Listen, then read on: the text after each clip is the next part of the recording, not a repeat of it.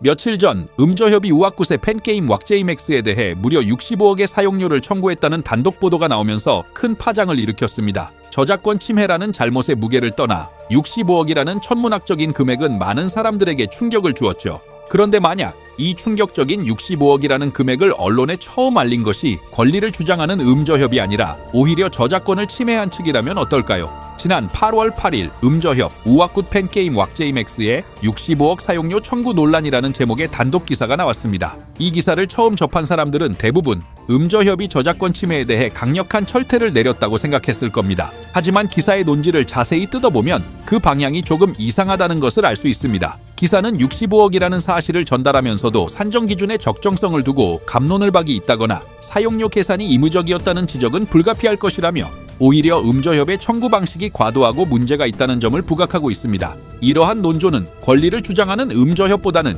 청구 금액이 지나치다고 반발하는 우아굿 측, 즉 패러블엔터의 입장에 더 가깝습니다. 또한 기사에는 음저협이 패러블엔터에 보낸 공문의 구체적인 내용과 전달 방식까지 파악되었다고 서술되어 있는데 만약 음저협이 직접 제공한 공식 정보였다면 파악되었다는 불분명한 표현을 쓸 이유가 없죠. 이러한 정황들은 이번 단독 보도의 최초 정보 제공자가 음저협이 아닌 패러블엔터 측일 가능성이 높다는 합리적인 의심을 낳게 합니다. 음저협 측 역시 징수액 공개는 예상 외의 일이라며 원칙적으로 외부에 공개하지 않는 공문 내용이 저작권 침해 측에서 유출된 것으로 본다고 밝혀 이러한 의심에 힘을 실어주고 있습니다. 결국 이 모든 상황을 종합해보면 패러블엔터가 음저협의 공식 발표가 있기 전에 자신들에게 유리한 프레임을 만들기 위해 먼저 언론에 정보를 흘린 것이 아니냐는 언론 플레이 의혹을 제기할 수 있는 것입니다. 저작권을 침해한 가해자라는 프레임 대신 거대 권력단체의 갑질에 맞서는 피해자라는 구도를 만들어 여론을 자신들에게 유리한 방향으로 이끌려 했다는 것이죠. 그렇다면 논란의 핵심인 65억은 과연 어떻게 계산된 금액일까요?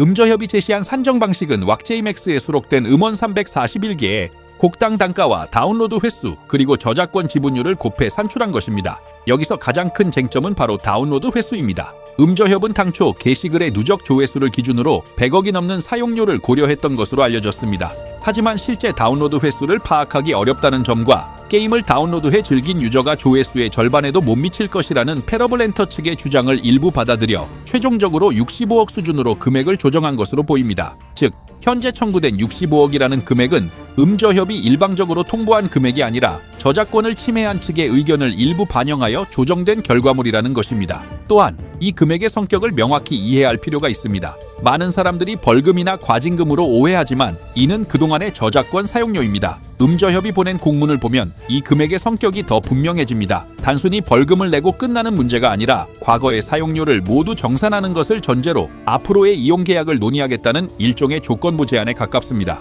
즉, 앞으로 왁제이맥스에 음원을 쓰지 않겠다고 하더라도 지난 2년 반 동안 무단으로 사용한 것에 대한 비용은 반드시 지불해야 한다는 의미입니다.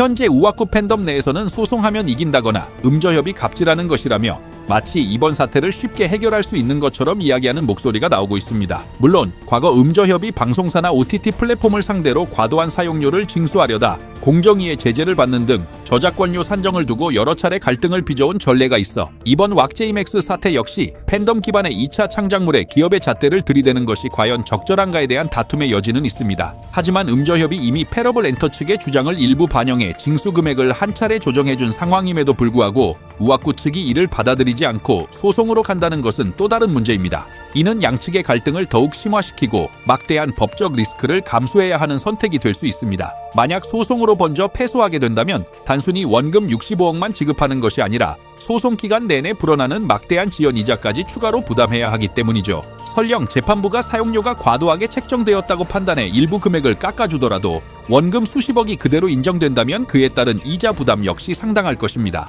결국 저작권에 대한 안일한 인식이 불러온 65억이라는 사용료는 이제 우아굿과 팬덤 전체의 미래를 흔드는 문제가 되어버렸습니다. 재판부가 과연 누구의 주장이 더 타당하다고 판단할지, 그리고 이 기나긴 분쟁이 어떤 결말을 맞이하게 될지 그 귀추가 주목됩니다.